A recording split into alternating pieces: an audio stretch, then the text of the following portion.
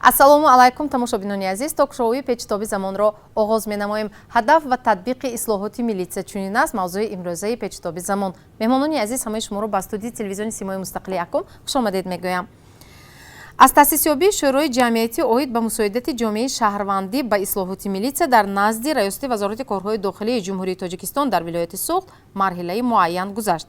Дар ин муддат шӯрои ҷамъияти оид ба мусоидати ҷомеаи шаҳрвандӣ дар таъмини тартиботи ҷамъиятии шаҳру ноҳияҳои вилоят чӣ хел фаъолият дошт? Як сол қабл дар ин студия мо моҳият ва муҳимияти таъсисёбии шӯрои ҷамъиятӣ ва ҳадафҳои ислоҳоти милитсияро баррасӣ карда будем. Имрӯз аз фаъолияти онҳо натиҷагирӣ хоҳем кард. Инак як навори муқаддимавӣ ва мо суҳбатро оғоз мекунем. Марҳамат, таваҷҷӯҳи худро ба экран равона кунед.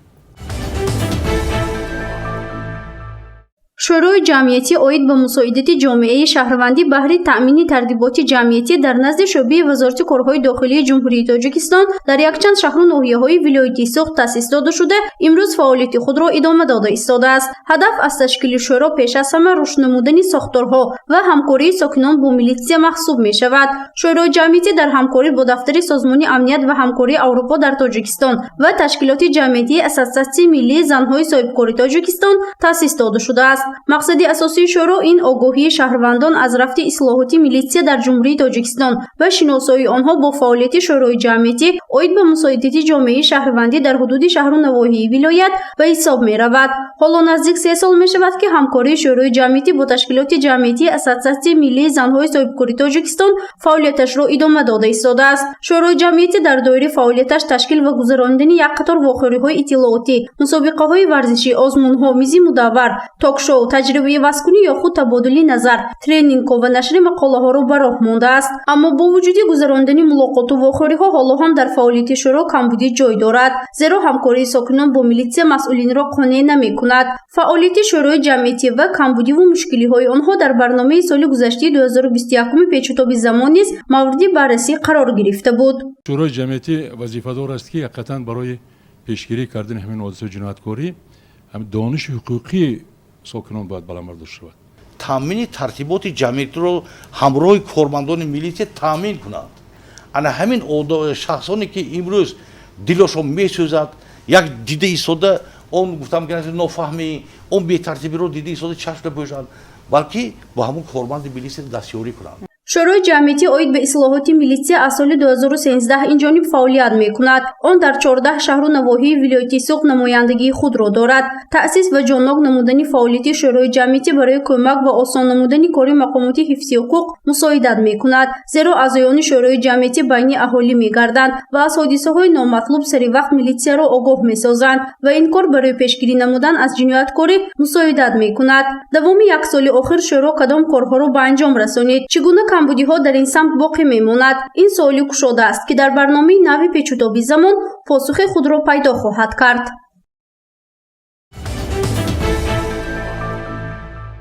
анакнун ҳадаф ва нақшаи кории шӯрои ҷамъиятӣ оид ба ислоҳоти милитсия татбиқ шуда истодааст? албатта мо дар ҳақиқат соли гузашта, як сол пеш дар ҳақиқат дар ҳамин мавзӯъ бисёрам гуфтугузорӣ мушаххасам шуда буд.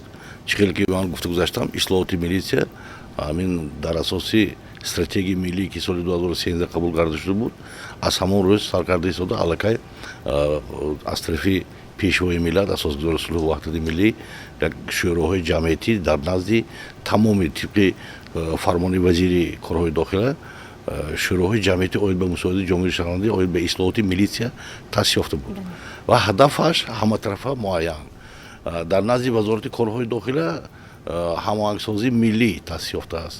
ҳамкорӣ бо созмони амнияти ҳамкории Аврупо имрӯз ҳаматарафа амалӣ истодааст.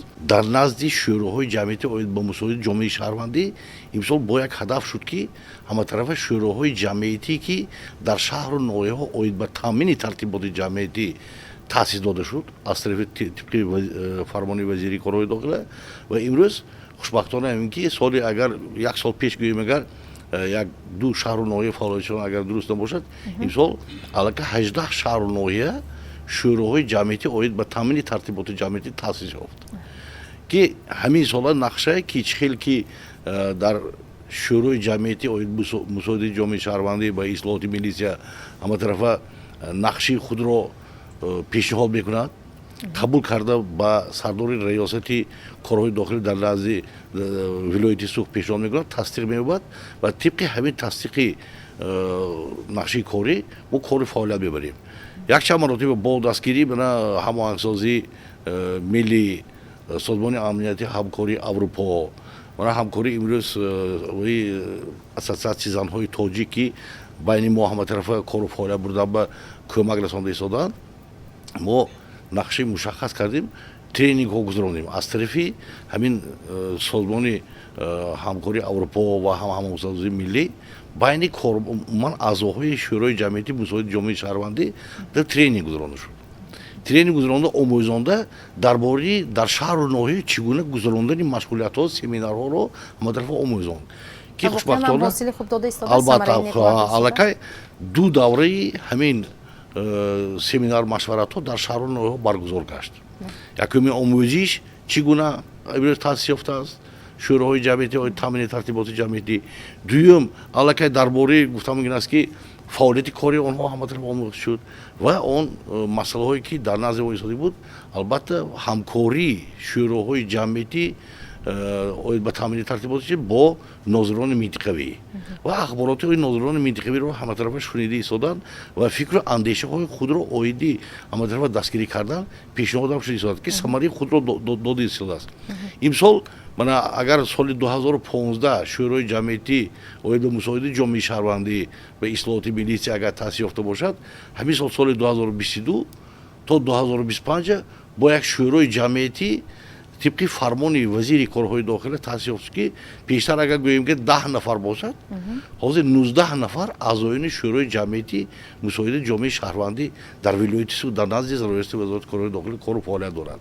Тамоми табақаҳои гуфтам ин аст ки қишри ҷомеаро дар бар гирифтагӣ, ҳам кормандони мана фарҳанг ҳам ҳастанд, ҳам иттилоот ҳам ҳастанд ва гуфтам ин аст ки як маҳсули кор беҳтарам шуда истодааст. Мана якчанд маротиба албатта дар назди мана телевизори вилоят масъалаи терроризм, экстремизм, дар бораи оилаи вайроншавӣ дар назди радиои вилояти суд баромад кардан, якчанд гуфтам ин аст ки мақолаи андешаҳо аз тарафи аъзоёни шӯрои ҷамъиятӣ аллакай пешниҳод карда шуд дар маҷаллаҳои вилоятӣ ва ҳам шаҳрӣ.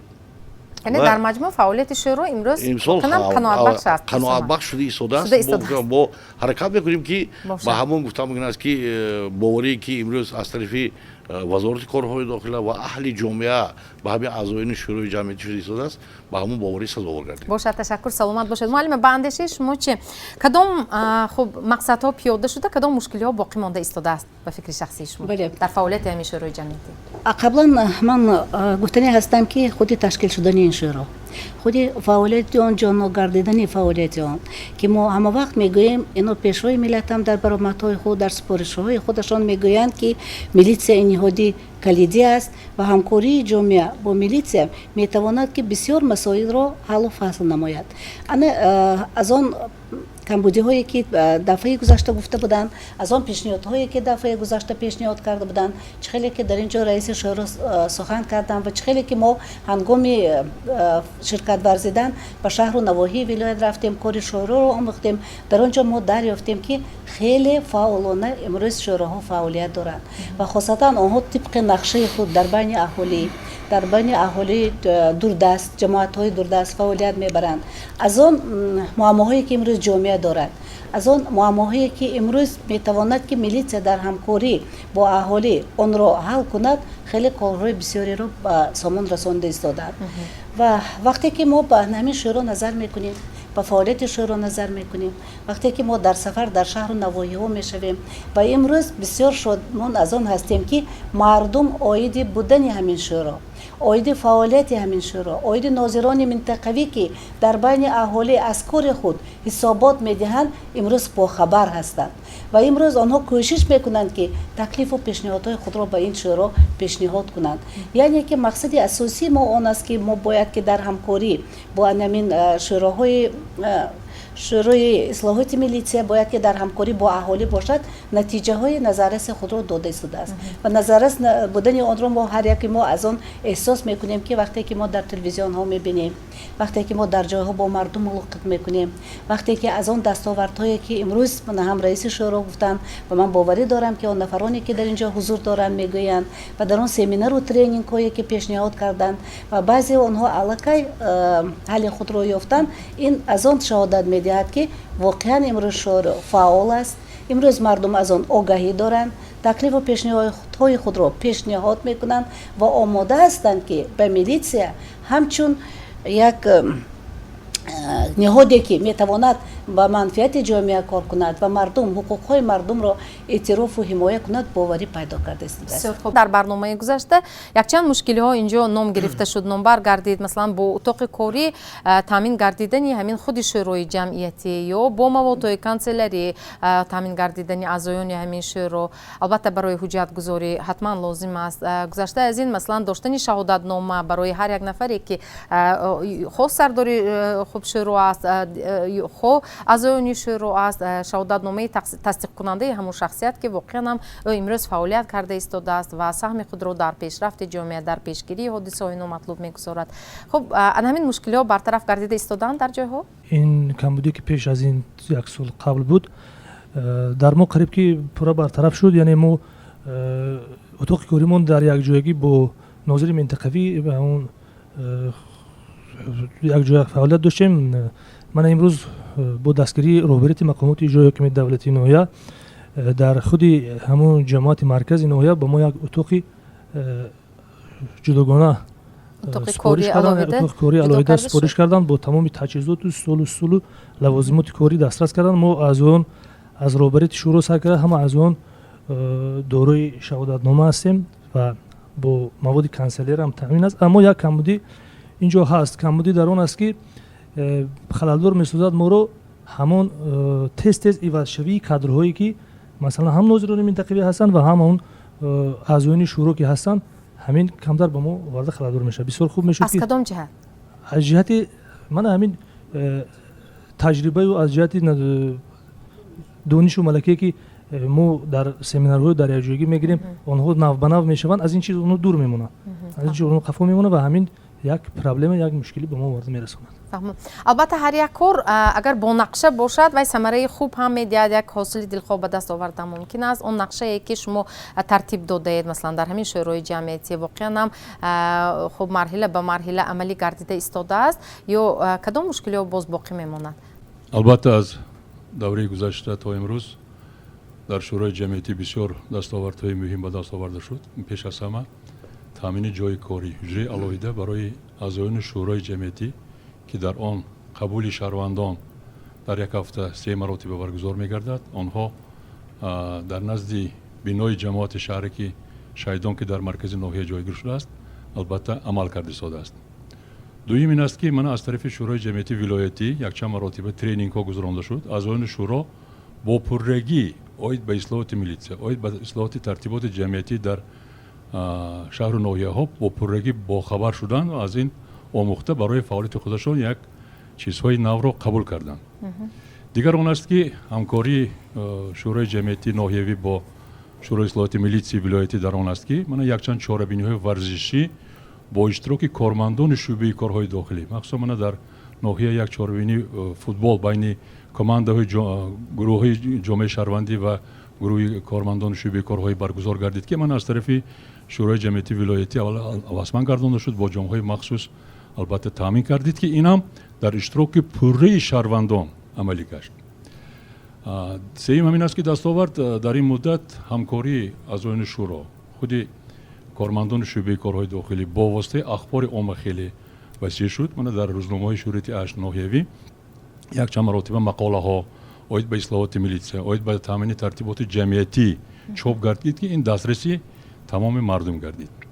лекин ба ин нигоҳ накарда дар фаъолияти корӣ мо ҳамин хел ҳам ҳаст ки мо соли гузашта ҳамин чиз пешниҳод карда будем ҳамин аз тарафи вилоят аз тарафи мисол мақомоти иҷрои ҳокими давлати вилоят дар бораи омӯзиши қонуниятҳое ки оид ба пешгирӣ кардани ҳодисаҳои ногувор дар ҷамъияти мо ҳаст ҷинояткорӣ нозишҳои номатлуб ҳамин чизҳо ба мо гуфтем ки дар як моҳ як маротиба рӯзи ахбори сиёсӣ вуҷуд дорад. Бояд ки тамоми кормандон чи аз реосати корҳои дохилӣ, чи аз прокуратура, чи аз суд бояд рафта дар назди мардум дар деҳҳои дурдаст, дар деҳҳои сарҳадие ки дар назди сарҳадҳои мисол Ӯзбекистон, дигар шаҳру ноҳияҳо давлатҳо қарор доранд, агар рафта баромад кунанду моҳияти ҳамин чиза аз ҷиҳати қонунӣ боз ҳам дурусттар фаҳмонанд, ин барои амалӣ шудани ислоҳоти милитсия, таъмин шудани тартиботи ҷамъиятӣ боз ҳам як кӯмаки худрашон мерасонад. ташаккур, саломат бошед. ҷомеа имрӯз бо худи шӯрои ҷамъиятӣ, бо милитсия бисёр ҳамкории зичро баро мондааст ва дар бораи худи фаъолияти шӯрои ҷамъиятӣ маълумоти бештар дорад. дар шумо чӣ? мо пеш аз ҳама нақши корӣ дорем ва ҳайати шӯрои ҷамъиятӣ иборат аз 11 нафар ташкил карда ки дар он аз ҳами сохторҳо дар онҷо дохил шуданд ва мо бо утоқи корӣ таъмин ҳастем. ҳамаи аъзои шӯро бо шаҳодатнома таъмин гаштанд. маводҳои канцелярӣ ба пуррагӣ мерасад ва чӣ хеле ки қайд кардем, то ин давра 2 маротиба тренинг дар байни аъзои шӯро ва дигар қишрҳои ҷомеа ташкил ва баргузорӣ намудем ки хеле самараи хуб дошт. инчунин дар газети ноҳияи навзи девашиш оиди мубрими масъалаи ҳамин ташкил ва баргузории шӯрои ҷамъиятӣ қайд карда шуд. яке аз муваффақиятҳои мо аз он иборат аст ки дар 8 ҷамоати шаҳру деҳоте ки мо дорем дар ноҳия, аллакай дар 4 ҷамоати деҳот шунидани ҳисоботҳои нозирони минтақавӣ ба роҳ монда шудааст ки бо иштироки аъзои шӯрои ҷамъиятӣ вилоятӣ доимо амалӣ гардонда мешавад. ин самараи хуб аз он медиҳад ки яъне ҳар як нозири минтақавие ки мисол дар ҳудуди ҷамоати деҳоти ваҳдат зиёда аз 28 000 аҳолӣ дорад, як нафар корманд нозири минтақавӣ кор мекунад, дар бораи фаъолияти пурсамари худ ҳисобот медиҳад ва дар он ҷо он масъалаҳои мубрими рӯзе ки вобаста ба имрӯза ҷой дорад, дар ҳамон ҷо ҳалли худро меёбад. албатта имрӯз ташкил ва баргузории умуман кормандони аъзои шӯрои ҷамъиятӣ бо он мақсад ташкил шудааст ки анамин сулҳу салоҳе ки имрӯз ба даст овардааст, мо бояд онро нигаҳ дорем ва ба мардум фаҳмонем ки мақсади асосии ҷомеа имрӯз аз чӣ иборат аст. на танҳо шӯрои ҷамъиятӣ ки дар мо мавҷуд аст, инчунин дигар шӯроҳои ҷамъиятӣ ки дар ҷумҳурии Тоҷикистон фаъолият мебарад, ҳамаи ҳамин маҳз аз ташаббусу ғамхориҳои пешрафти яъне пешвои муаззими мо асосгори сулҳу ваҳдати миллӣ бармеояд. мо бояд маншия гирем. ташаккур, саломат бошед. акнун имрӯз то кадом андоза ҳамун аҳолӣ ҳамун ҷамъияте ки онҷо шумо зиндагӣ мекунед, то кадом андоза ба шумо бовар мекунад? маслан дар ҳалли мушкилоташ пеш аз ҳама то он фурсате ки ба милитсия меравад ба шумо муроҷиат мекунад ва то кадом андоза ба мушкилоти вай расидагӣ мекунед? албатта муроҷиат мекунад. мо мана дар худи шӯъбаи корҳои дохилӣ утоқи корӣ ҷудо кардагӣ мардум қабули шӯрои ҷамъиятӣ ма мебиёд. ин як худаш боварии мардум ба шӯрои ҷамъиятӣ арзу шикоятҳояша мегӯяд, ҳаллу фаслаша талаб мекунад. як масъалаи дигар ина бинад ки аз тарафи нозирони минтақавӣ ҳама сол ҳисоботи нозири минтақавӣ дар кумитаҳои маҳалла ташкил карда шудагӣ ҳисобот метиҳад, вохӯрӣ мекунад. мо шӯрои ҷамъиятӣ бо мақомоти худидоракунӣ маҳаллӣ, бо мақомоти худфаъолияти ҷамъиятӣ, шӯрои занҳо, созмони ҷавонон мо ҳамкорӣ мекунем, барои ин ки дар рафти масъалаҳое ки мисол пешгирӣ кардани шомилшавии ҷавонон ба ҳизбу ҳаракатҳои номатлуб мо баромадҳо ташкил мекунем. ва он ҷавононе ки аз шаҳри Бӯстон дар мамлакати Сирия хизмат мекарданд, мо рафта ба оилаи онҳо вохӯрӣ мекунем. он ваи тавассути телефонӣ интернетӣ ки мешуд, мо дар воқеъ ҳастем. аз ин ахборот мо ба мақомоти милитсия ахборот метиҳем. ин як масъала. дуюм масъала, ман бисёр мехостам ки мо ҳам масъала дорем. мисол масъала ҳамин ки мо мана муҳтарам Алексистон паромадан чанд маротиба онҷо вохӯрӣ гурзонданд, дигарон рафтанд, лекин ҳамин мутахассисоҳи соҳибкасб рафтанд. ҳамин дафъаи оянда як мисол барои фаҳмондан баъзе масъалаҳое буд ки ҳатто кормандони шӯъбаи корҳои дохили худашон баъзеш намефаҳмидааст. як масъала ҳамон масъалаи мутахассисои соҳибкасб рафта фаҳмонданд. масалан як мисол мебиёрам. он рафиқоне ки мисол фарзандашон инҷа буду мехостанд ба дигар мамлакат буроранд, бе иҷозати падар бурордан мумкин набуд ё бе иҷозати модар. ҳамина мана ки Татьяна ман фарзандони ноболиғи худро фамилияша намедонам, рафтан гуфтанд ки намедонед, барои ин ки қарор ҳукумати ҷумҳурии Тоҷикистон барои ин ки агар والدین یکی از آنها اگر با همراه فرزند باشد یعنی دعوی رازیگی دویم والدین لازم نیست اینا هیچ کس نمیدونست حتی بعض کارمندان وزارت کارهای داخلی نمیدونستن اینا فهمم. یعنی بیشتر در این گونه واخوری ها حقوق‌شناسان نیز اشتراک کنند حقوق‌شناسان ورزیده باید که و منفعت واخورن کار میشد. با حال ما مثال واخوری ها تشکیل میکنیم یک واخوری شد که همین دفعه در همین شهر بستان همین متخصصان ورزیده رفتن بسیار سوالات با ما جواب یافتیم دارم میخواستم که همین خیلی واخوری بسیارتر شود. تشکر سلامت باشید. خب مرحمت باز کدامی از شمایان از مشکلات از موفقیت از پیشرفت کاری خود به ما نقل میکند. خب دوام یک سال آخر کدام کارها رو به شما رسوندید؟ من رئیس شورای جمعیتی در ناحیه ظفرآباد هستم و چقدر درست قید کردن که امروز ضرورت پیدا شده است که در نزد شعبه کار داخلی در شهر ناحیه ولایت در جمهوری یک شورای جمعیتی تأسیس شود و میدونیم که امروز محله‌ای هستن محله اهل نشین هستن که زیاده از 20-25 هزار اهالی در آنجا اقامت میکند و یک نفر ناظر منطقوی گوییم در آنجا کار فعالیت میبرد و ممکن احتمالاتش شود که همون ناظر منطقوی امکانات پیدا نکند که به تمام همون مردم گویم که مناسبت کنند یا که از حالت همون مردم با خبر باشد و هدف اصلی من فکر میکنم تاسیس شورای جمعیتی پیش از همه همون گویم که بین فعالیتی منتظم بین مردم و همون ناظر منطقوی کردن است و به هدف رسیده ایستاده اید؟ بله ما یک مثال میارم از فعالیت خود در ناحیه ظفرآباد نیست امروز اون مسائلی که شما قید کرده سال گذشته در اینجا قید شدن همش برطرف شد خوشبختانه امروز ما اتاق کاری داریم و گویم که شهادتنامه ها هم دست کردشون و همه جماعت دوردستترین ما جماعت روشن است که زیاده از 35 کیلومتر دوردست است از مرکز ناحیه و ناحیه ظفرآباد ناحیه هست که در گویم که سرحد است و اکثر مردم پیش از آن مناسبت با مردم ازبکستان داد و گریفت داشتند و خوشبختانه با بواسطه سیاست خردمندانه پیشوا معظم ملت امام رحمان امروز ما با همسایه خود یعنی جمهوری ازبکستان مناسبت خوب داریم و در فعالیت ما همین خیلی گویم که واقعا رو مشاهده کردیم که مردم پس از خوب شدن مناسبت مراجعت کردن برای کدام مسائلی که آنها گویم که در همون وقت گویم که برای به قید ماندن یا که حجت های گویم رسمی داشتن وقتی که از گویم که جمهوری تاجیکستان با ازبکستان اویله دار شده رفت و همون در حجتش کمی کمبودی ها بود و به واسطه همین سال جاری نه بابا ما دو عدد همین مسئله رو حل کردیم به واسطه اعضای ما همون جماعت رفشن گویم که مردم مراجعت کردن به اعضای ما اگر که امروز در شورای ما 15 نفر اعضا هستن و ما 5 جماعت شهر دهات در ناحیه ظفرآباد موجود است و ما اعضاها رو به گویم که همین جماعت ها تقسیم کرده هستیم و همین دو مسئله که من قید کردم مردم مراجعت کردن به جماعت رفشن بود و این مسئله وقتی که اونها به اعضای ما مراجعت کردن و طریق اعضای ما به شعبه کارهای داخلی ناحیه مراجعت کردیم اونها دستگیری کردن و همین مسئله حل خودش رو یافت من فکر میکنم این یک ذره هم باشد پیشرفت در این سمت است. تماشابینان عزیز با دیگر شبکه پیوست نشوید با ما بمانید یک لحظه رکلامه. هدف و تطبیق اصلاحات ملیته چنین است موضوع امروزه ما و ما برنامه رو پس از بخش رکلامه که تماشا کردید ادامه میدهیم. شورای جمعیتی به میلیته و برای تامین ترتیبات جمعیتی کمک رسان شده ایستاده است واقعا؟ البته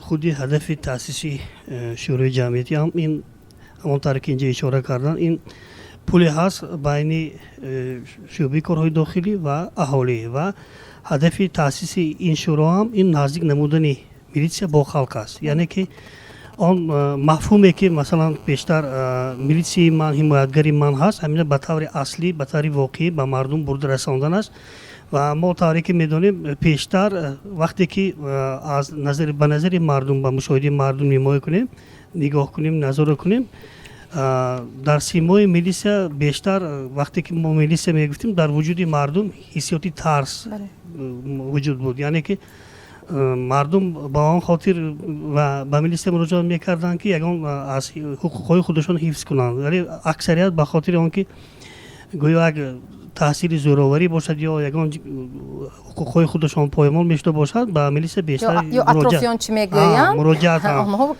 مراجعت نمیکردن و هدف همین برنامه هم که من 5 سال دوم علیه آغاز شد همین نزدیک کردن خلق با میلیسیا هست و همون طوری که اینجا محترم نیم نوارش گفتن امروز قدمی قطعی در این سمت گذاشته شده است علیه 2 میز مداور در سطح ولایت با اشتراک намояндагони шӯъбаи корҳои дохилии вилоят ва намояндагони аз тамоми қишрҳои ҷомеа, аз шӯраи уламои дин, аз фарҳанг ва соити ахбори омма ширкат варзиданд ва як семинари омӯзиш ҳам бо иштироки аъзоёни шӯро дар шаҳри гулистон ҳам гузаронида шуд ки бевосита барои баланд бардоштани дониши ҳуқуқии аъзои шӯро мусоидат намуд ва ин сафарҳо мо бевосита аз вазъи утоқҳои кори, вазъи ҳуҷҷатнигорӣ, ҳолати ҳамон фаъолияти утоқҳои корӣ ва ҳолати шӯрои ҷамъиятӣ дар шаҳру ноҳияҳо дидан кардем ва дар дирӯза маълис ҳам фаъолияти шӯрои ҷамъиятӣ як нав натиҷагарӣ карда шуд ва аз баъзи шаҳру ноҳияҳо ҳам ирод гирифта шуданд, масалан ки шаҳрҳои Исфара, Истаравшан, Панҷакент ки камтар дар фаъолияти кориҳошон дар мавриди таъсиси утоқи корӣ наздик шуданд, камтар иродҳо гирифта шуд ва ҳатман масъулини ин шаҳру ноҳияҳо барои ислоҳи вазъ корбурд истоданд ва ҳамин чиз аён шуд ки дар семинарҳои омӯзишӣ дар вақте ки мо сафар кардем бештар нозирони минтақавӣ иштирок карданд. онҳо ҳам аз пешравию камбудиҳое ки дар фаъолиятшон ҳастанд ба мо гуфта доданд ва қайд ҳам шуд ки як ҷамоате ҳаст ки масалан то 40 000 аҳолӣ дорад ва як нафар нозири минтақавӣ наметавонад ки мушкилиҳои мардума гӯш кунаду то ҳадде барои ислоҳаш кӯшад ва инҷо бисёр таклифҳоям хуби ҳам шуд ки дар атрофи нозирони минтақавӣ имрӯз аҳли уламо вакилони маҷлисҳои ноҳияви маҳаллӣ ширкат варзиш доданд. он нафароне ки кӯдакаш ҳастанд, ҷомеа ба онҳо эътимод доранд, дар атрофи ҳамин нозирони минтақавӣ ки аъзои шӯрои ҷамъиятӣ ҳастанд муттаҳид шуда истоданд ва ман фикр мекунам ки марҳила ба марҳила то соли 2025 он ҳадафҳое ки шӯрои ҷамъиятӣ дар назараш дост ба тамом ба иҷро хоҳад расид. ташаккур, саломат бошед. хуб, инак инҷо аз иштирокчиён марҳамат, ман бисёр мехостам шумо хоҳишманд ҳастед, марҳамат ба суҳбат пайваст шавед. мушоҳида кардан мумкин аст ки воқеан ҳам дар ҷамоати хистеварз шӯрои ҷамъиятӣ хеле фаъолона фаъолияти худро пеш бурда истодааст. ҳам раиси шӯро ва ҳам аъзоёнаш фаъол ҳастед. чизи якуме ки ман гуфтан мехоҳам ин дар бораи ташкил намудани бозиҳои варзишӣ аз тарафи шӯрои ҷамъиятӣ. вақте ки мо бозии шоҳмотро дар байни хонандагон, дар байни ҷавонон, наврасон ташкил кардем, дар ин ҷо қариб 300 нафар иштирокчиён буданд ва онҳо донистанд ки шӯрои ҷамъиятӣ вуҷуд дорад, фаъолият мебарад ва ин якум бозиҳомо аз яъне бо ташкили ҳамин бозиҳо ҳамзамон шумо фаъолияти худро умуман ҳамин шӯрои ҷамъиятиро муаррифӣ намудем ва якумаш аз тарафи саҳа дастгирӣ шуда буд ин бозӣ. дуюмаша мо худомо ташкил кардем бо як соҳибкор дастгирӣ намуданд ва мо аллакай тавонистем ҳамин бозиро давом диҳем ва пай дар пай ҳамин бозиро ба воситаи дастгирии дигар соҳибкорон ташкил намуда истодаем.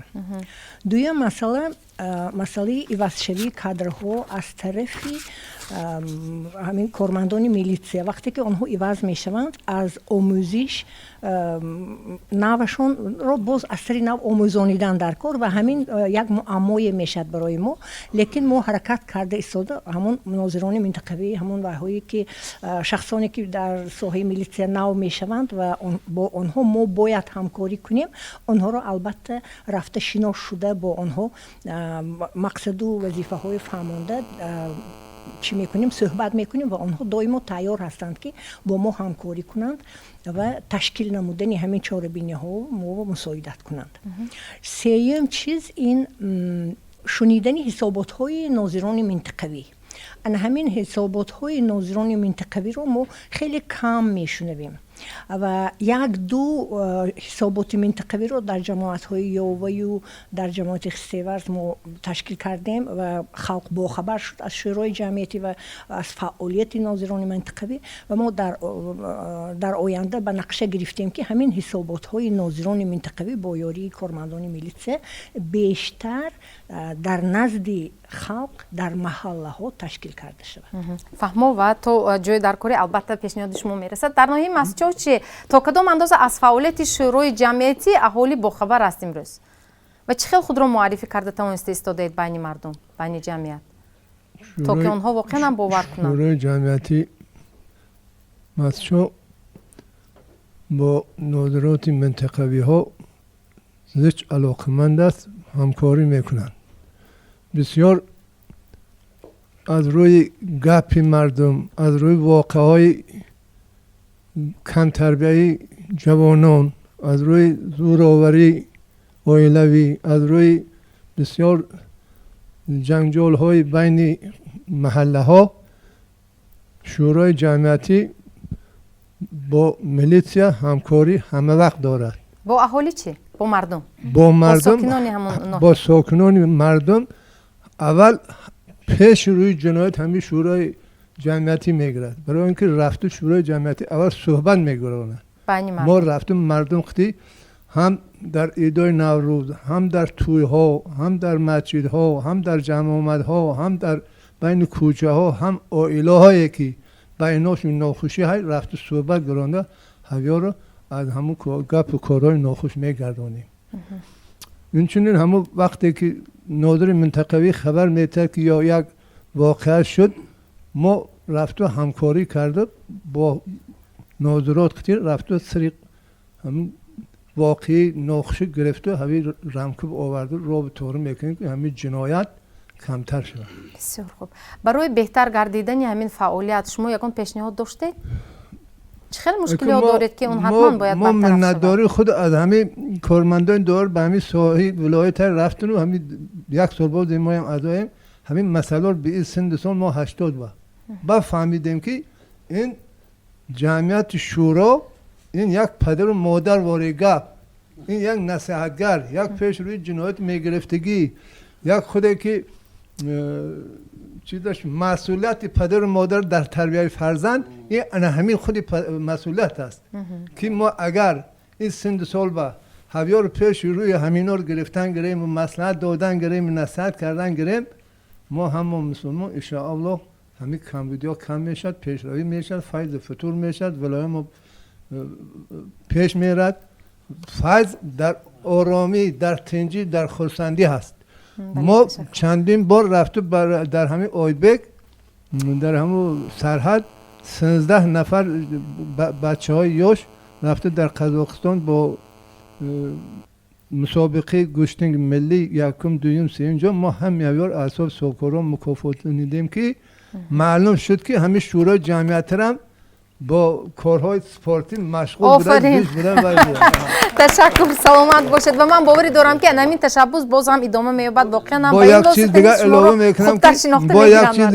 میکنم که من اعضای من راستگاه وینه من حاضرم من در 80 باشم رئیس شورای محله من اداره دارم در عید نوروز محله همه ولایت جمهوری و دیگه جمهوری ها مسابقه آمده بودن من همین محله من هایم در فوتبال در منطقه یکم جار گرفت همه کوب و کاور من دادن اصابه که روبری کردیم همه هاویار من چوروا دادم مکافات دادم آفرین خودم سلامت باشید من میخواد برای خاطر یک سلامت باشید تشکر معلم مرحمت همین هدف و تطبیق اصلاحات ملیسه گفته ایستادیم واقعا هم امروز معلوم که به هدف رسیده ایستادیم شورا فعالانه فعالیت خود را پیش برده ایستاده است خب اندیشه شما وابسته به همین موضوع از بس که من اعضای شورای جمعیتی اوید به اصلاحات ملی تربیتی سوخت می باشم از روی وظیفه به ناحیه‌ها سفر میکنم و امروز من بسیار باعث افتخارم هم شد که امروز بستان درباره سمینارهای آموزشی ما خیلی سخنهای خوب گفتند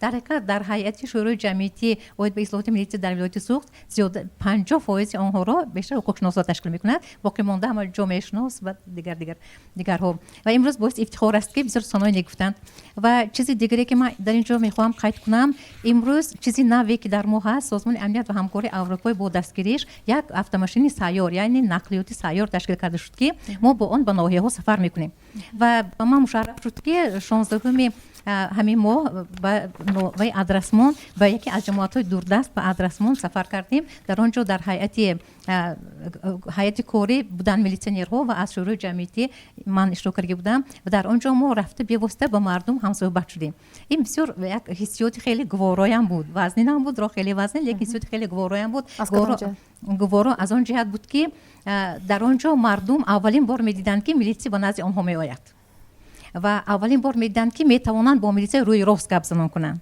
به یگان خیلی پوشیدگی وقتی که گفتیم که میتوانید شما وقتی که ما آمدیم زیاد از 10 نفر هیئت آمدیم برای آن که با شما واخوریم و عریضه های شما رو هم به طور خطی هم به طور دهانی قبول کنیم و میخواهیم امروز کمک خود را به شما رسانیم و نماینده ملیتی گفتن که امروز همراه ما نماینده شورای جمعیتی است که آنها یک نفر مبین شما ما این یک وایس کوپروک است که ما رو با هم دیگر میپیوندد. این خیلی گوارای هم بود و خیلی منفعت بخش بود برای آنکه مردم درباره مشکلاتش خیلی حرف زد. مشکلاتشون بعضا حل شونده بعضش خیلی وزنین، لیکن با هم این نگاه نگرده ما 10 دانه عریضه شهروندای قبول کردیم که در اونجا هم مسئله کمونالی بود و هم مسئله های مثلا زمین مهاجرت دیگر مسئله بودند که میتوانست هم حل خود را و هم سانی در حل شود. این کاری بسیار هم خوب بود که در حقیقت امروز تشکیل شد و مردم رو با میلیسیا نزدیک کرد و امروز حس کرده میشد که مردم زیادتر به میلیسیا باور میکند و نزدیک وی ها می آید و در دل خود را میگوید. البته وقتی که من کوچه روم و از راه گذشت نتوانم، وقتی که میلیسیا پیش من میبود و میگوید که مادر به شما چه خدمت کنم یا اینکه مادر به شما چه کمک کنم، این البته برای آدم خیلی گوارایم است و منفعت بخشم است. و وقتی که راننده در راه میماند میلیسیا میبود و میگوید که من به شما چه کمک کنم، چه یاری رسانده میتونم، این خیلی خوب است. و من فکر میکنم که همین نتیجه اون سمینارهایی که ما میگذرانیم در شهر و ناحیه ها و در این سمینارها هم ناظرای منطقوی هم میلیسیونرها و هم شهروندان اشتراک میکنن، این به فکر من منفعتی همونها. و فکر میکنم که در حقیقت آهسته شروع خیلی آهسته لیکن به هر حال به هدف خود رسیده است. هستن جاهایی که ناحیه هایی که در اونجا در حقیقت مسائل های خیلی مبرم هم هست، مسائلی که حل شونده او در آینده باید حل شود و به همین نگاه نکرده 70-80% شوراهای جمعیتی امروز خیلی خوب کار میکنن، عملشون خیلی خوب است. ما مثال میبرم من شورای جمعیتی ناحیه اشت و دیوشتی جو، من همین اشت یک تا تقاعد کردم، میخوام یک فکر که در همونجا یک معلم عادی کار میکند و همین معلم عادی اعضای شورای جمعیتی میباشد و یک مردم با افتخار فیروز معلم یا اینکه فیروز استاد گفته به وی مراجعه میکنند و همین شخص کاری بسیار نیک گفتن در کل که دین را بدین رئیس در این گنبد سپیر از روی کینه از روی مهر همین شخص در دل مردم نوشته رایگان و آنها به نوشتن عریضه ها به کجا مراجعت کردن. این شخص اعضای شورای جمعیتی هستند؟ این آدم اعضای شورای جمعیتی هستند که این کس مثلا تصدیق میکنن همین کارهای میکند. وقتی که دفتر قبول شهروندای دیدیم یک روز به قریب که 10 کس 15 کس به آدم مراجعت میکنند. من فکر میکنم که اگر همیشه وطن دارا همیشه سرسپرده های وطن همیشه شخصانی که بی‌طرف نیست نسبت مثلا اگر زیادتر شوند کارش رو خیلی پیش میره.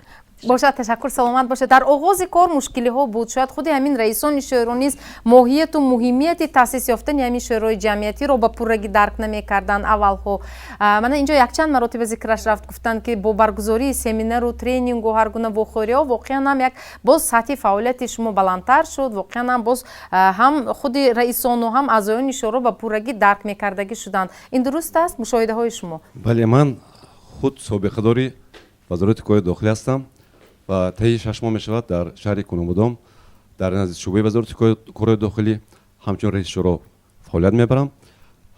باید قید نمیم که در قسمت بالای شهر اتاق کاری در نقطه تگاه ترتیب جمعیتی برای رئیس شورا و اعضایان جدا کرده شده است.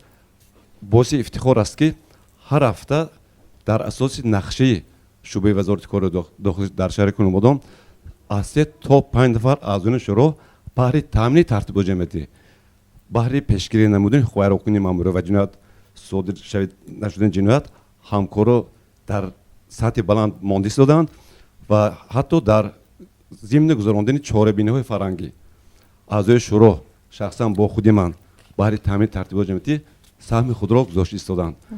البته از این افتخار داریم که چقدر که نفران قید نمودند با اعضا و خود اعضایان شورا نفر زیاد وقتی آخر برای کمک آیده نوشتن عریضه آیده گرفتن شناسنامه مراجعت میکنن که ما حتما با کارمندان میلیسیا همکارانده کار آنها آسان میکنیم. تشکر، سلامت باشید. خب شما چی مرحمت از فعالیت خود یادآور شوید؟ امروز چه خیلی دستاوردها دارید؟ چنانه که در اینجا ذکر گردید، در حقیقت اون کمبوده هایی که سال گذشته در این برنامه گفته شد ما هم به یک قطار کارهای زیاد مشرف گردیدیم. با دستگیری یکم خودی همین شورای ولایتی همکاری ما چنانه که در اینجا برآمدگان قید کردن، در حقیقت در همه کارها هم با تامین موادهای کانسلری هم گذرانیده نمینیم و آخری صحبت ها با ما بودن و آن کمبودی هایی که به ما دست یاری دراز کردن. در حقیقت امروز ما صاحب شهادتنامه و صاحب اتاق کاری هستیم. یک جای با کارمندان میلیسی شوراهای ناظران منطقه‌ای کار میبریم که گفتن جایز است که امروز کمی کاری همین شورای جمعیتی در حنوه ما نظر است. تشکر. آینده چه خیلی نقشه ها دارید مرحمت؟ من خود نو به این وظیفه که اشغال شدم و سمینار و ترینینگ ها بسیار تر جلب کنید. زیاده از 20 نفر اعضا داریم.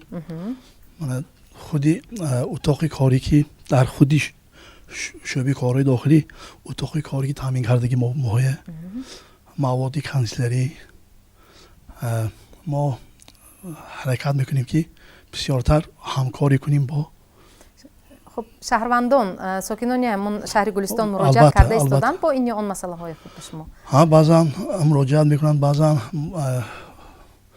اساسا برای پیشگیری جنایت صادر نکردن جنایت که مراجعت میکنن ما حرکت میکنیم که علاج واقع رو پیش از وقوع. تشکر. سلامت باشید. علاوه کردنی هستید؟ علاوه دارید؟ درخواست. مرحمت. بسیار خوب گفتن این که است. پیران کهن ز تجربه سخن گویند، یک تجربه با خود نبرند. این که همین شورا خودش تربیتگر است. خودش علاج واقع پیش از وقوع باید کرد. خودش به جای من این قانون جمهوری تاجیکستان درباره مثال تنظیم عنعنه جشن مراسم ها، قانون جمهوری تاجیکستان سر وقت من با تشبث جناب عالی درباره مسئولیت پدر و مادر در تعلیم و تربیت فرزند بود. اکنون بسیاری جنایت ها از طرف جوانان میشد. برای همان پیشگیری کردن آن از مؤسسات تعلیمی سر میشد. ما باید که چنانی که گفتن تربیتگر ما با مؤسسات تعلیمی بسیارتر رابطه داشته باشیم، بسیار برآمد کنیم در نزد خوانندگان، در نزد خط کنندگان، نه که راه خود را انتخاب میکنن. مثلا حاضر یعنی دعوت به قواهای مسلحه جمهوری تاجیکستان رفته ایستاده است. همین به مثال درباره وطن و وطنداری، درباره حس وطن دوستی، درباره همه آنهایی که مثال پیران کهن برآمد میکنن. اما من یک تکلیف داشتم که از طرف وزارت کارهای داخلی جمهوری تاجیکستان علاقمند با وزارت معارف و علم جمهوری تاجیکستان، وزارت فرهنگ، دیگر وزارت هم همین نقشه چهاربینی باید باشد که ما همراه با یک جایگی در مؤسسه های تعلیمی با معارف های شهر ناحیه ها برآمدها تشکیل کنیم. من این پیران کهن دیگر را آنچنان که این قانون ها هم تربیتگر هم پیشگیری است. فهمید. تشکر. سلامت باشید. همگی یک چند دقیقه بعد دیگر شبکه پیوست نشوید، با ما بمانید. بخش رکلامه. тамошобинон азиз, шумо ток-шоуи печтоби замонро тамошо карда истодед ва мавзӯи суҳбати имрӯзаи мо ҳадаф ва татбиқи ислоҳоти милитсия унвон гирифтааст ва инак мо барномаро идома медиҳем. маълима марҳамат, шумо чӣ андешаи худро гӯед? хуб барои беҳтар ва мустаҳкам шудани ҳамкории милитсия бо ҷомеа, хуб мавқеи ҳамин худи шӯрои ҷамъиятӣ шумо чӣ хел пешниҳод доштед мустаҳкам шудани ҳамин мавқеи шӯрои чуноне ки инҳо қайд карданд, манам таи чанд рӯз шуд ин вазифа ба интихоб шудам, лекин аз ҳамчун роҳбари муассиса ҳаминро гуфтаниам ки шӯрои ҷамъиятӣ ин як дастёри беминнат, дастёри мададгори ҳамин чӣ гӯям беминнати ҳамин милитсия аст.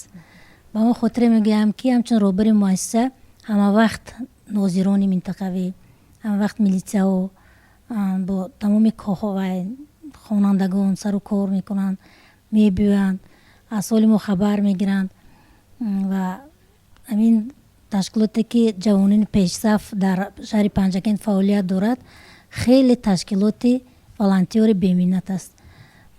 аз соли 2012 ин ташкилот вуҷуд дорад. вақте ки ман собиқ раиси санони шаҳр будам, аз рӯи барномаи зӯроварӣ дар оила кору фаъолият мекард. ин ташкилот хеле саҳначаҳои бо ҷолибу диққат дар тамоми гӯшаву канори минтақаи ҷумҳурии тоҷикистон намоиш доданд. фаъолияти хеле назаррас доранд. ман ҳаминро гуфтаниам ки дар назди ҳамин ташкил вай шӯрои ҷамъиятӣ агар хуб мешуд ки ҳамин як равоншиноси боқувват, равоншиносе бошад ки ҳамин дар ҳолати вазнинӣ ҳамин و دستگیری کند. یعنی اون نفری که در همین حالت وزن است مراجعت کننده به وی کمک عملی خود را رسانده تواند. بسیار خوب. این پیشنهاد خودتون باز به خودتون هم تعلق دارد. شما میتونید انتخاب کنید. واقعا هم روانشناسان هستند. جلب کنید اعضای شورا باشد. تشکر، سلامت باشید. خوب، مرحمت از فعالیت شورای جمعیتی در محل خود یادآور شوید. رئیس شورای جمعیتی ناحیه جبار رسولوف کبیر قوادبک روز دیگه بسیار یک برآمدی پرمحتوا نای منورش در آغاز صحبت سر کردن دوماش شجاع حسن و بسیار روز دیگه همین نشان میتید که همین راهبران همین شورای جمعیتی که همیشه اشتراک کردن همه یک نمونه بی‌طرف نبودن. بله. حاضر شوخی موز شبتم یک اونجا معرکه تکلیف کنید من وقت ندارم. برای همه وقت خود درق اومدن. من تکلیف من هم میگید همین شورای جمعیتی ما روز دیگه با میلیسیا بسیار همکاری نزدیک دارد. همین سال با دعوت ما با تکلیف نای منورش ما صاحب اتاق کار شدیم. صاحب شهادت نامه شدیم. روز دیگه اعضای ما 13 نفر بود. این سال من نتیجه کار نشون دادم 17 نفر شدن. خدا خواهد این سال حرکت میکنیم با صفی آنها زیاد شد، چون که اگر یک اعضا زیاد شود آخر فهمید که کمش 100-200 نفره تقریب میبرد و یارم خبردار میشن که شورای جمعیتی مقصد اساسی ما چیست؟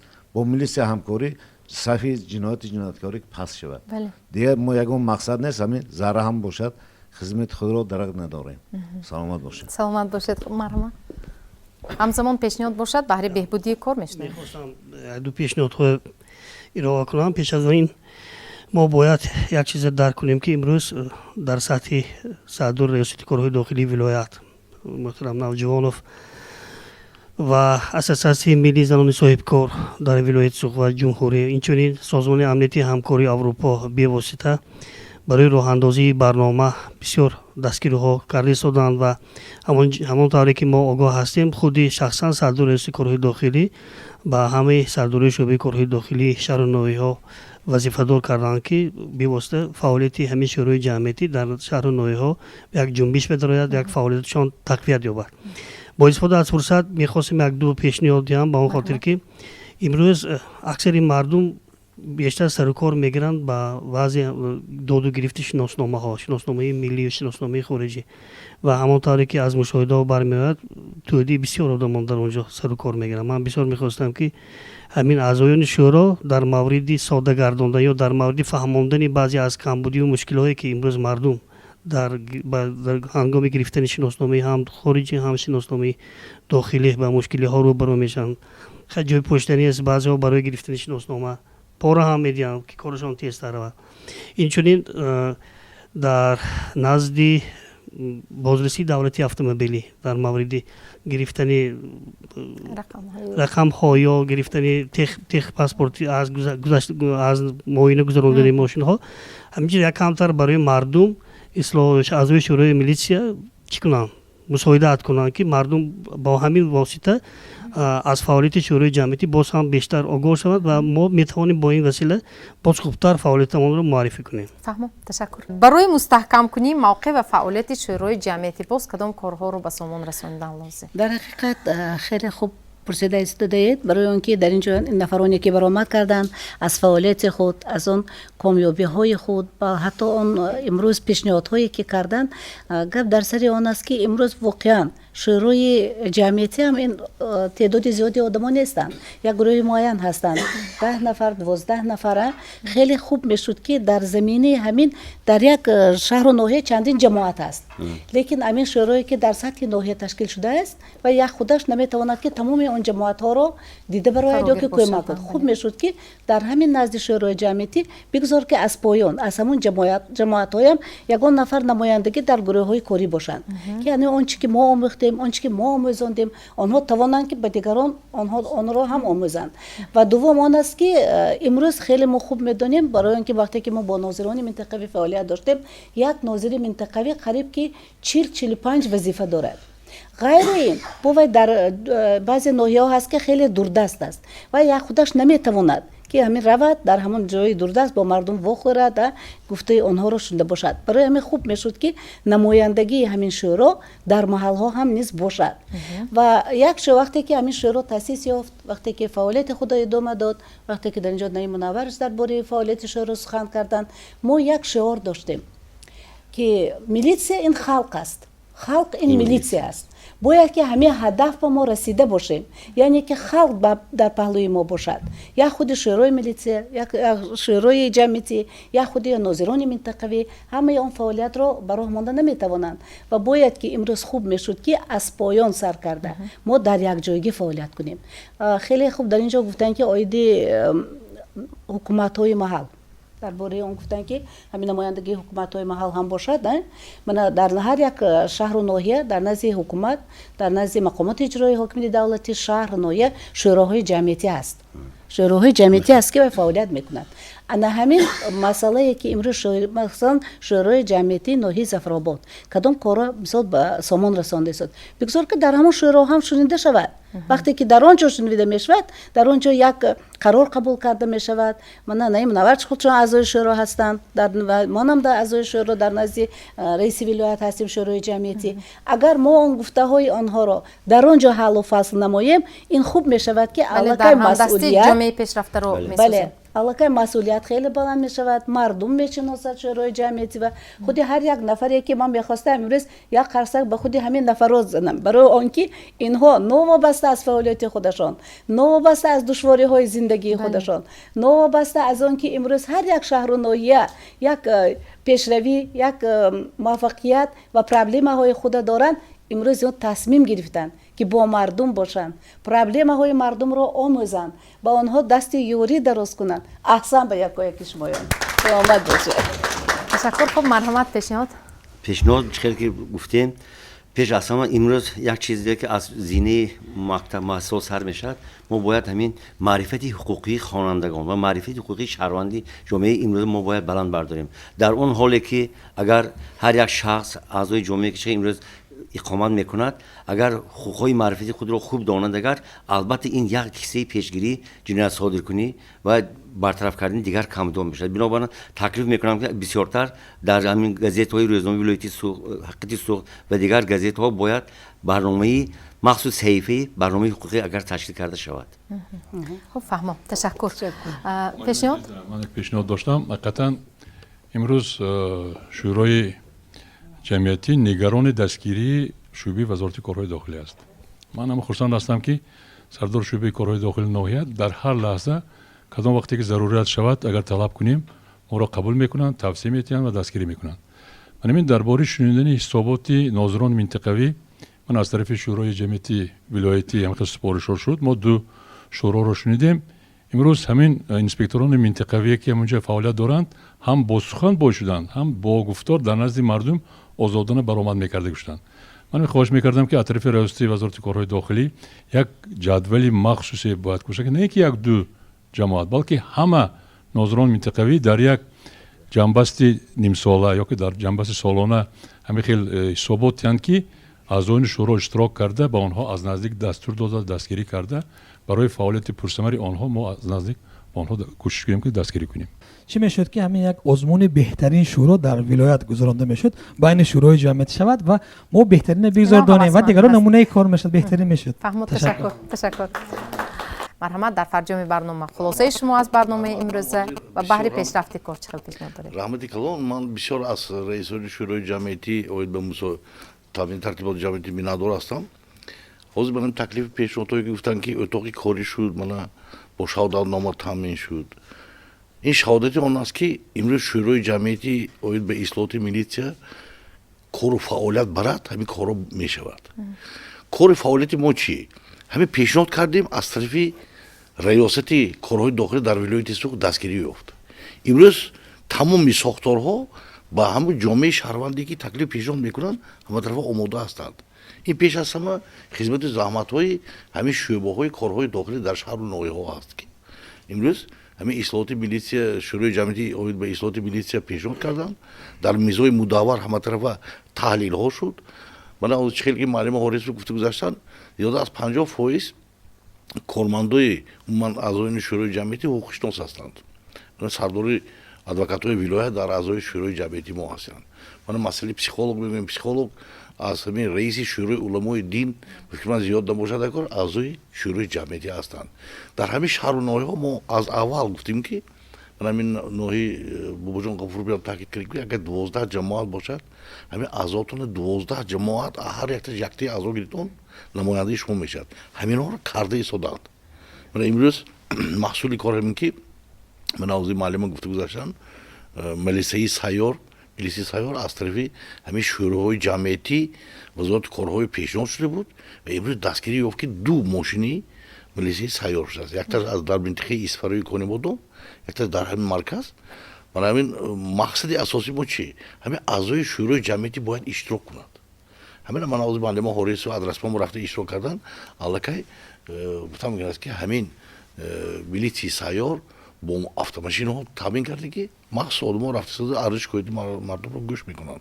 نگو دیگر مسئله که ناظران منطقوی در حقیقت گفتن یک چند مراتب ما گفتیم ریاست کارهای داخله شعبه کارهای داخله ما میخواهیم نمیخواهیم ناظران منطقوی حساباتش در نقشه کاری هاشون هست. همین را فقط دسترس کردن نکار، فقط ما اشتراک کردن نکار. یگان گپی گفتم میگن است که اضافگی نیست.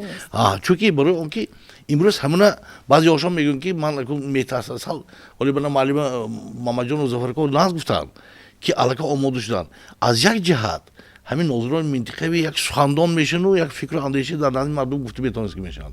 دوم جهت که مردم باخبر میشن که ناظران منطقوی کدام کار که مشغول است. همین ما همچون از طرف جمعیت شورای جمعیتی اعضاش از طرف اهل جامعه رفته همه طرفه همین کارگزاری کرده شدیم. من با میکنم که همین مسئله ها مثلا هماهنگسازی ملی امسال با ما هر سال شورای جمعیتی مساعده جامعه شهروند به اصلاحات میلیسیا 20 دکبر به کار رو جنبست میکنیم. بعد از 20 دکبر کارهای جنبست کردن ما اخبارات رو پیشنهاد میکنیم با هماهنگسازی ملی.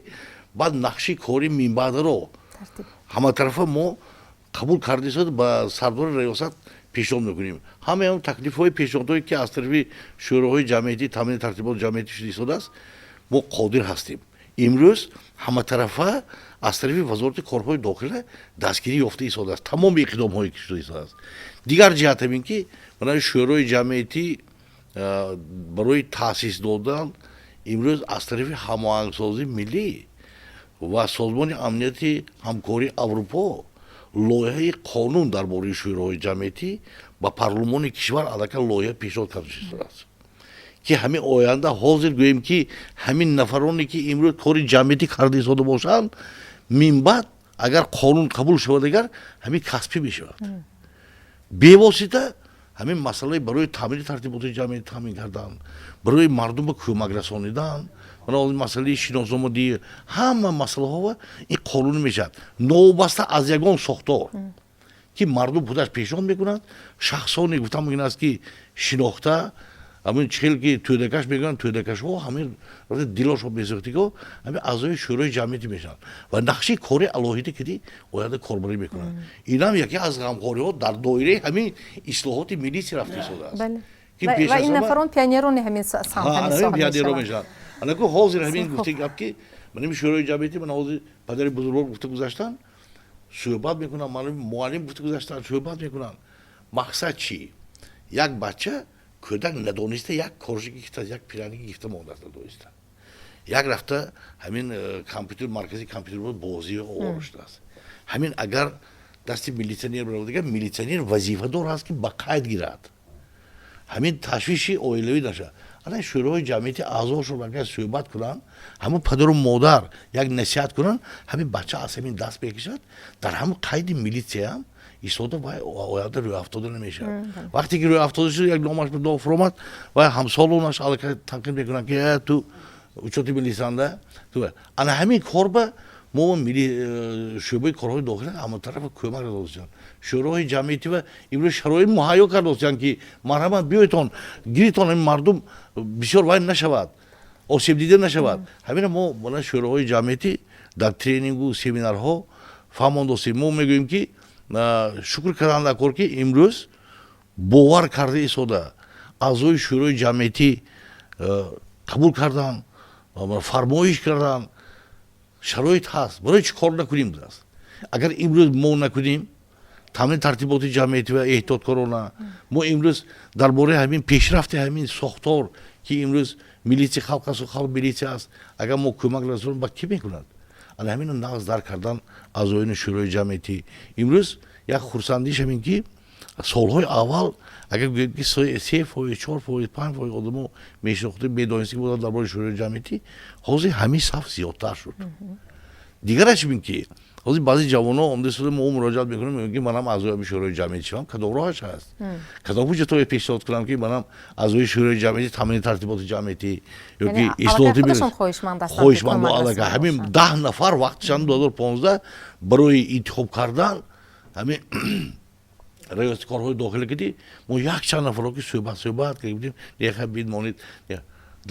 Ҳозир ҳамин соли мо 2022 26 кас ариза пешниҳод карданд, а 26 кас хайр 19 каса тасдиқ карда фармони вазир кардӣ. Имрӯз 12 нафар аъзои шӯрои ҷамъиятӣ мусоид ҷомеашаванда оид ба ислоҳоти милитсия кору фаъолият бурдостанд, ҳамашон як шавқу майлу рағбати бисёр хоса ҳам доранд. Имрӯз ҳамун пештаранги кормандони милитсия ки дар нафақа ҳастанд имрӯз майлу рағбат пайдо кардан ки ҳамкорӣ кунанд. мебинем ки ҳамин баъзи пешниҳодҳом ҳай метавон шӯрои ҷамъиятӣ ки ҳамин корро кунем бисёр ҳам хурсандиовар аст. барои ман мегӯям ки ин шӯрои ҷамъиятии таъсис ёфтана дар ҷои хол нест, ҳаматарафа кор рафта истодааст. Ман пеш аз ҳама ба ҳамин симои мустақили якум ман арзпоси миннатдорӣ мекунам ки ин аллакай якчанд маротиба аст ки дастгирӣ карда истода. Ин яке аз ҳамаи гуфтан мумкин аст ки вазифаи асоситарини аъзоини шӯрои ҷамъиятӣ оид ба муайян ва шиносондани худ ба аҳли ҷомеа аст ки ҷомеа бояд донанд ки имрӯз шӯрои ҷамъиятӣ оид ба ислоҳоти милитсия ҳаст. Мо такя мекунем милитсия худаш ислоҳот гуфтан мумкин аст бурдостгиш не, ина аҳли ҷомеа кади дастури супоришҳои пешвои миллат асосгузори сулҳу ваҳдат ҷаноби оли муҳтарам раҳмон шуда истодааст ки ҳамаи сохторҳо ислоҳ шудааст. Барои ҳамин пешрафташ ман гувоҳ мекунам ки тамоми аъзоини шӯрои ҷамъиятӣ имрӯз масъул ҳастанд. имрӯз аллакай утоқи корӣ барои чӣ кор накунем аст? барои муваффақият ҳамотон ба сиҳат саломатӣ сарбаландӣ. Ташаккур. Саломат бошед. масъулият ва боварӣ ҳадаф ва татбиқи ислоҳоти милитсияро пиёда ва пурра мекунад. Барои масъулият ва бовариро соҳиб гаштан бошад, сарҷамъ ва ҳамрай будан лозим. боқӣ мо низ ба фаъолияти шумоён ба фаъолияти пурсамари шумоён муваффақият хоҳон ҳастем. барои иштирокатон дар ин барнома сипос. То барномаи дигар дар паноҳи худо бошед. хайр.